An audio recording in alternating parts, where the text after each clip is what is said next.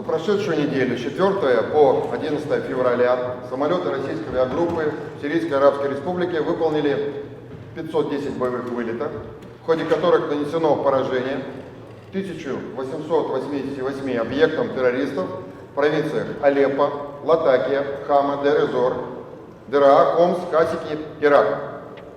В районе населенного пункта Брума, провинции Латакия, уничтожен опорный пункт и минометная позиция террористов.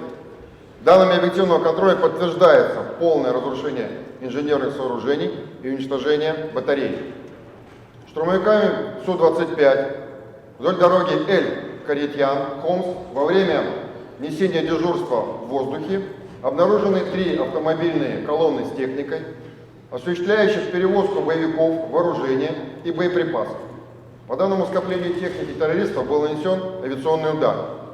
После доразведки установлено: уничтожены 9 большегрузных автомобилей с боеприпасами, 2 единицы бронированной техники и более 40 боевиков. В окрестностях города Гарей-эль-Гарбия, провинция Дераа, бомбардировщикам Су-34 нанесен удар по опорному пункту боевиков террористической группировки ИГИЛ. Прямым попаданием корректируемым боеприпасом по укреплениям террористов полностью разрушен опорный пункт.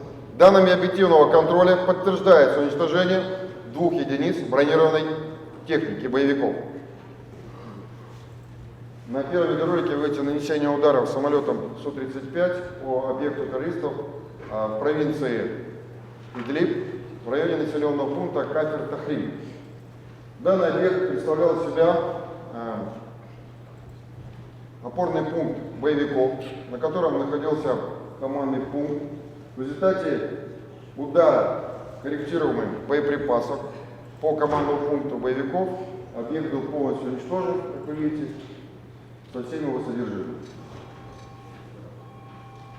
Хочу подчеркнуть, что данные о объекте боевиков были получены нами от одного из отрядов патриотически настроенной оппозиции. После проверки данной информации только тогда был наведен российский самолет. В результате применения точного корректируемого боеприпаса объект был полностью уничтожен.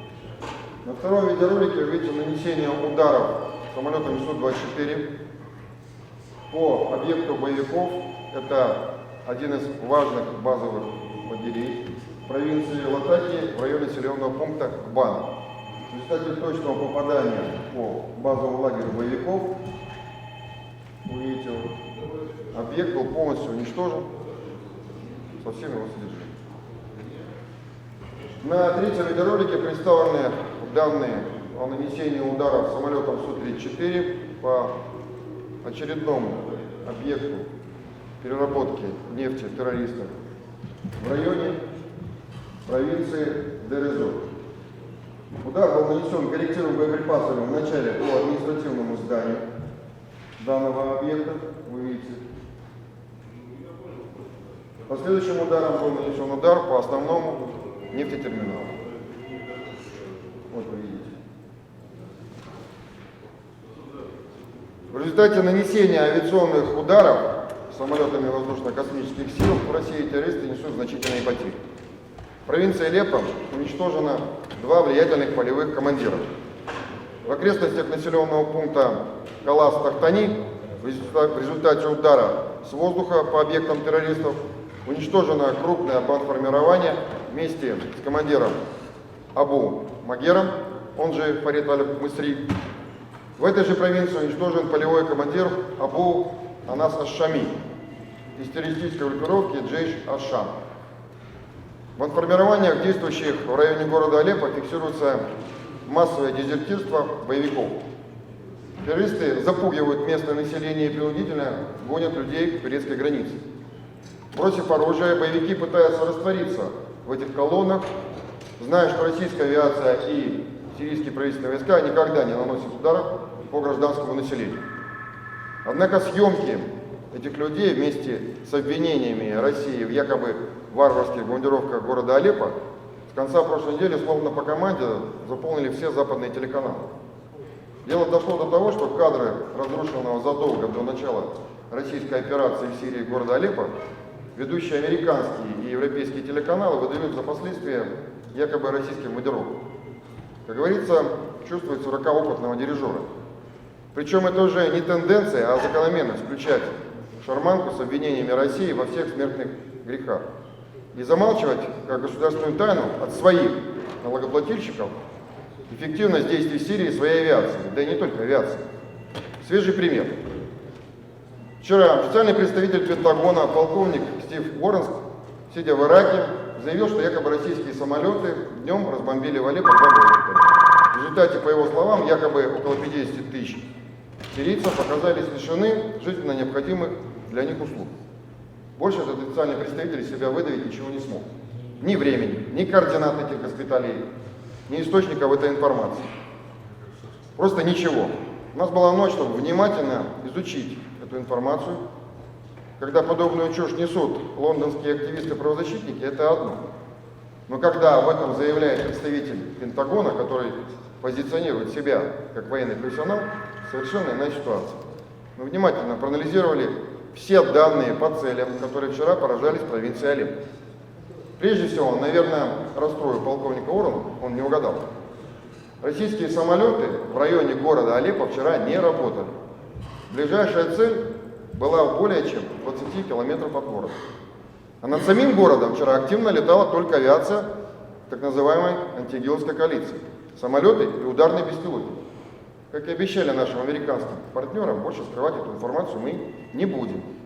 Вчера в 13:55 по московскому времени с территории Турции кратчайшим курсом прямо на Алеппо в сирийское небо вошли 2 штурмовика ВВС США А-10 и по полной отработали по объектам в городе.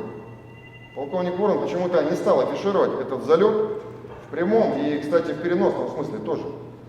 Не буду уподобляться американскому полковнику и скажу откровенно, у нас было недостаточно времени, чтобы точно определить принадлежность тех 9 объектов, которые они разбомбили вчера в Алеппо. Возможно, среди них были и 2 госпиталя. Мы посмотрим повнимательнее. Но обратите внимание, ситуация один в один схожа с той, когда американцы разбомбили госпиталь в афганском Кундузе или позиции иракской армии в Фаллудже. Первое, что делается, вбрасывается голословное обвинение в наш адрес, чтобы отвести от себя все подозрения. Если так дело и дальше пойдет, то скоро нам придется проводить по 2 брифинга. Сначала за себя, а потом за этих парней из коалиции, которые считают себя профессионалами. Мы опять слышим старые песни с обвинениями о том, что наша авиация якобы наносит удары не только по террористическим группировкам ИГИЛ. Специально для рафинированных западных экспертов хочу сообщить, что не все террористы в Сирии всегда передвигаются с большими черными флагами и крупными надписями на спине об их принадлежности к той или иной террористической группировке. У российских вооруженных сил совместно с партнерами развернута многоуровневая система разведки, обеспечивающая достоверное выявление целей. Только после многократной проверки полученных данных и исключения риска для мирных жителей по этим объектам наносятся авиационные удары. Более того, как всем теперь уже известно, с нами довольно продуктивно делятся развединформацией отряды сирийской оппозиции. Сегодня многие из них переходят к сотрудничеству с сирийским правительством. Так, 8 февраля в результате переговоров в населенном пункте Эдба, провинции Дера, был поднят государственный флаг Сирийской Арабской Республики. Боевики, находящиеся в городе, прекратили вооруженное сопротивление и добровольно сложили оружие. Напомню, с начала нашей операции мы несколько раз открыто обращались к представителям США и европейских стран обменяться информацией, где в Сирии находятся террористы. Наши карты все они с благодарностью взяли, и больше ни ответа, ни привета. Зато сегодня они нас критикуют, что мы не там летаем, не там бомбим. Может послать им новые карты? Мы еще несколько месяцев назад неоднократно говорили о тенденции, что чем успешнее мы уничтожаем террористов, тем больше нас обвиняют в неизбирательности удара. Хотя если ознакомиться с материалами западных СМИ, то кажется, что в неконтролируемых сирийским правительством городах живут только представители светской оппозиции и их правозащитники. А вокруг цветет демократия, в кавычках. Но сколько ни припудривай, а точнее не прикармливай террористов, позиционером они все равно не станут. Также хочу обратить ваше внимание, что последние время из Пентагона мы слышим совет о необходимости менять нашу стратегию в Сирии, чтобы помочь Соединенным Штатам Америки достичь там политического перехода власти. Специально для этих советников напомню, что цель нашей операции в Сирии – уничтожение терроризма, прямой и явной угрозы безопасности нашей страны и мира. А все политические вопросы должны решаться только самими сирийцами при международном посредничестве. И не в окопах, а за столом переговоров. Других стратегий у нас не было и не будет. Последние 5 лет мы хорошо видим, каким результатом на Ближнем Востоке и рядом с российскими границами привели вашингтонские стратегии политических переходов. Вместо торжества демократии везде разруха, кровь, беженцы. Не потому ли теперь заокеанские стратегии заговорили о необходимости проведения в Сирии и Ливии наземных операций? Может, лучше нашим советчикам перестать наступать на одни и те же грабли?